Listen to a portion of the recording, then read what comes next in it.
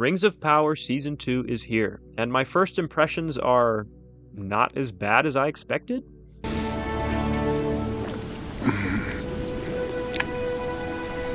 It's good. Okay, it's not great, but at least it's not as bad as Eowyn's stew. There's a lot I both like and dislike in these first 3 episodes, so I'm not going to try to summarize the whole plot thus far. I'm just going to talk about what I like, what I dislike, and why. I'm also going to try to avoid talking about things I've already criticized from Season 1, such as Galadriel being far too young and immature for her age, Mithril being a magical cure-all for elf fading, Sauron and Galadriel falling in love, etc.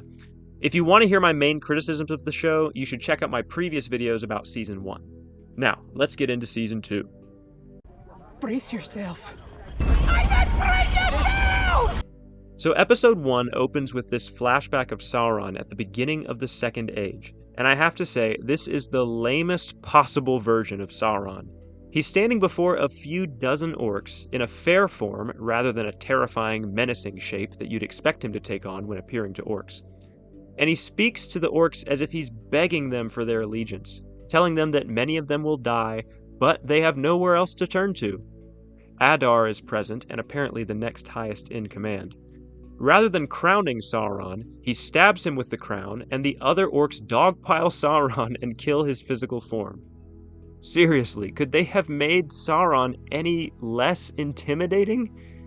This is supposed to be Morgoth's right hand, controlling countless multitude of orcs, trolls, and other more evil creatures, drawing entire nations of men under his sway, and inspiring fear with even the whisper of his name. What happened to the version we saw in the prologue of Season 1? This version of Sauron can't even control a few dozen orcs. Anyway, after that rocky start, Sauron's black blood begins to regather, and he regains his physical form by absorbing living things until he ultimately eats a human, and is reborn in a new physical form. This is where that venom-like thing from the teaser came from, and now that I see it in context, I actually think this works fine. I don't think it's exactly what Tolkien had in mind, but I think it's a good way of showing Sauron reforming a body on screen. Moving back to the present, Elrond has figured out that Halbrand was not the king of the Southlands as he claimed to be, so he steals the Elven rings to prevent anyone from using them, with Galadriel chasing him all the way to Lindon. Once they arrive and argue a bit, Gil-galad forces Galadriel to admit that Halbrand is actually Sauron. Although she warned everyone not to treat with Halbrand at the end of Season 1, she never actually told them who he was, and is hesitant to tell them now, presumably out of embarrassment, though Gil-galad does pull the truth out of her. I've gotta say, it felt great to see Galadriel get some comeuppance for her brash and reckless behavior in Season 1. Now that Elrond knows Sauron helped forge the rings, he is even more convinced that they are a trap. But Gil-galad sides with Galadriel and commands Elrond to give the rings back. Instead, Elrond flees with the rings to the Grey Havens to seek help from Círdan. Seeing Círdan was one of the things I was most looking forward to in Season 2, and the show did not disappoint. With the long silver hair and beard, he fits very well into Tolkien's description of him in Return of the King. He also bears all the wisdom and maturity you would expect an elf of his immense age to have, unlike another elf we all know and love. At first, Círdan agrees to help Elrond by tossing the rings into the chasm at the bottom of the bay. But when a wave knocks the rings back into the boat, he changes his mind and brings them to Galadriel and Gil-galad. It's unclear exactly why this changes Círdan's mind, but my guess is that he takes this as a message from the Valar that they need to use the rings for now, even though Sauron helped create them. Later, we see Círdan explaining his reasoning to Elrond, and he says that they must judge the work of the art itself while leaving the judgment of the artist to him who judges perfectly.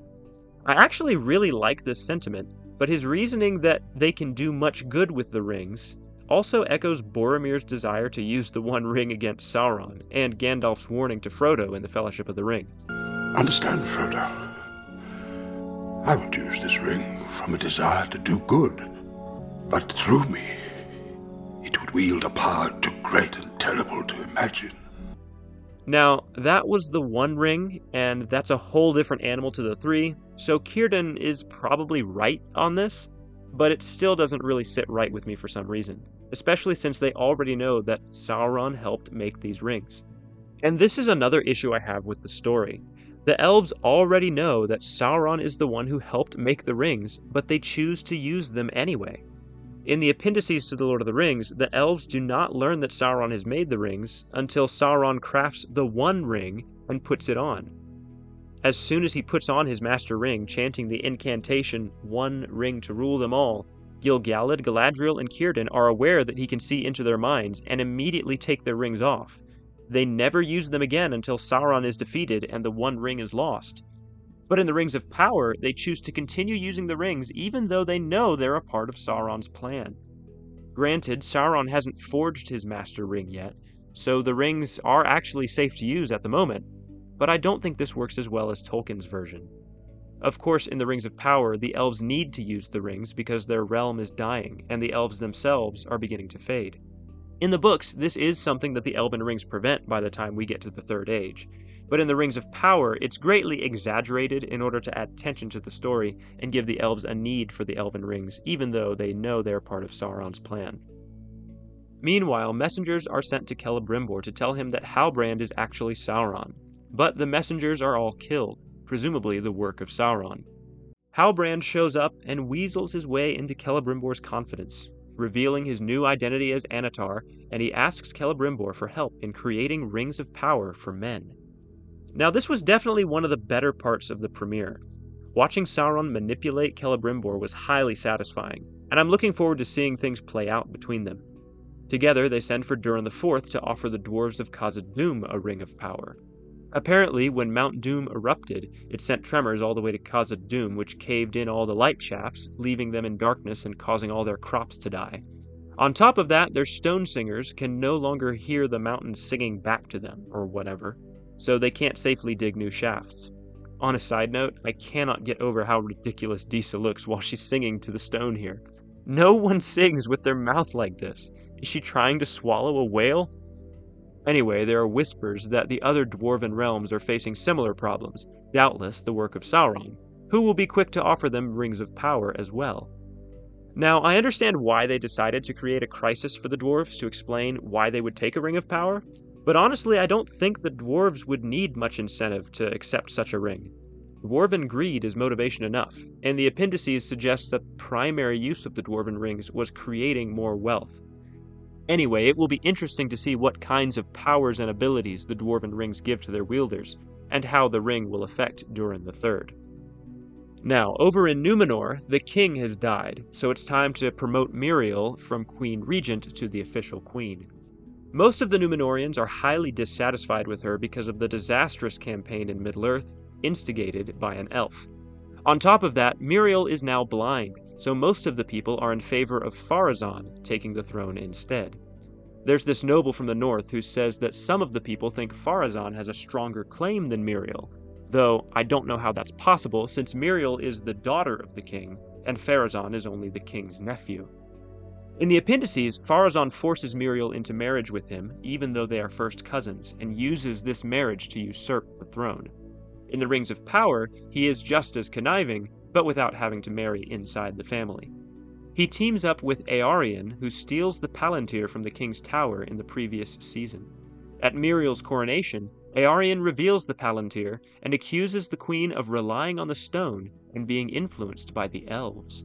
Pharazôn cunningly shouts that this is a lie, because the true queen of Númenor would never rely on an elvish artifact, and orders the Palantir destroyed, knowing Miriel will object to it. The trap is set and sprung.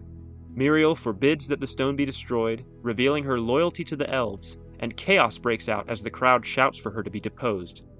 Then, to everyone's astonishment, an eagle flies in to show the Valar's approval of Miriel as queen. But Pharazôn and his hype man usurp the moment and convince the people that the eagle approves of Pharazôn rather than Miriel. The way the teaser portrayed this moment, I was pretty concerned, but I've got to say I really like how they pulled this off. Pharazôn's underhanded tactics and taking advantage of the eagle's appearance is a change from the original story, but I think it works well and preserves the spirit of Tolkien's version. Another thing I really like is Eärien's involvement with Pharazôn. When it was revealed that the writers were creating a daughter for Elendil in order to give his family more female energy, I was not a fan. But having Aarion function as a foil for Elendil and Isildur and Anarion is a fun idea. How will Elendil, the leader of the faithful, handle his daughter joining the Kingsmen? I'm pretty excited to see where that goes. However, I do want to complain about Pharazôn's hype man chanting his name like they're in a high school pep rally. It feels cringy and out of place for The Lord of the Rings. I don't have a lot to say about Gandalf and the hobbits in Rhûn, but I am interested to see where they go with this, and I like the direction so far.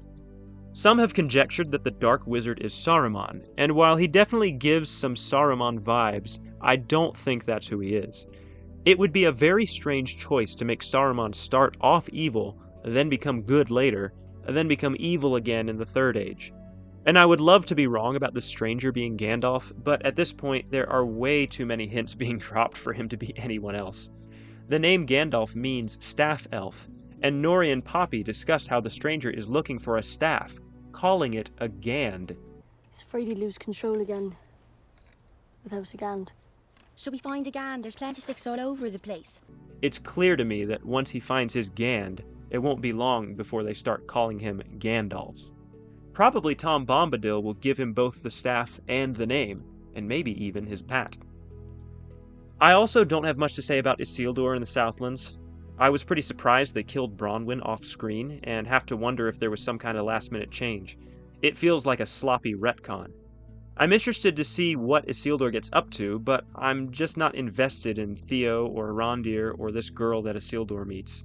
I will say that it doesn't make a lot of sense for me that the Ents, or the Entwives, start fighting Adar's men right now. In the Two Towers, the Ents didn't get riled up until Saruman had cleared a substantial section of Fangorn Forest, whereas this guy clearly was just chopping down some wood for fire. Maybe the tree he was trying to chop down happened to be Fimbrethel. I guess we'll see later on. Finally, I've seen a lot of people talking about this happy orc family, and I can't finish without addressing this as well. Although in Peter Jackson's movies, orcs seem to spawn out of holes in the ground, as Gimli would say, Which is, of course, ridiculous. in the books there are in fact orc women who have orc babies, just like every other race. However, the people criticizing this portrayal of an orc husband who just wants to stay home with his family instead of going to war are completely right. I can hardly imagine that Tolkien's conception of orc sociology involved a stable family with a caring mother and father. Orcish reproduction and childbearing was doubtless cruel and wicked in accordance with their nature. So, I guess I appreciate the Rings of Power trying to stay loyal to the books instead of copying Peter Jackson, but having a doting orc father and mother caring for their orc child is definitely a weird choice, and kind of reminds me of this weird song from the Rankin and Bass Return of the King, where Frodo and Sam wave hello to a friendly orc. Yesterday, tangled dreams unfold, and webs Cast it into the fire! Destroy it! Orcs are evil by nature. They are monsters that should be exterminated. They are hopelessly corrupted and beyond chance of redemption or reform. There is no room for sympathy for orcs. That's all I have to say for the time being. Once all of Season 2 is out, I'll do a complete review of the entire season. Overall, I think it's off to a decent start, but I also thought the same thing about Season 1's premiere, so my opinion could change quickly depending on how these next 5 episodes go. Be sure to let me know what you think in the comments, and thanks so much for watching. It really does mean a lot.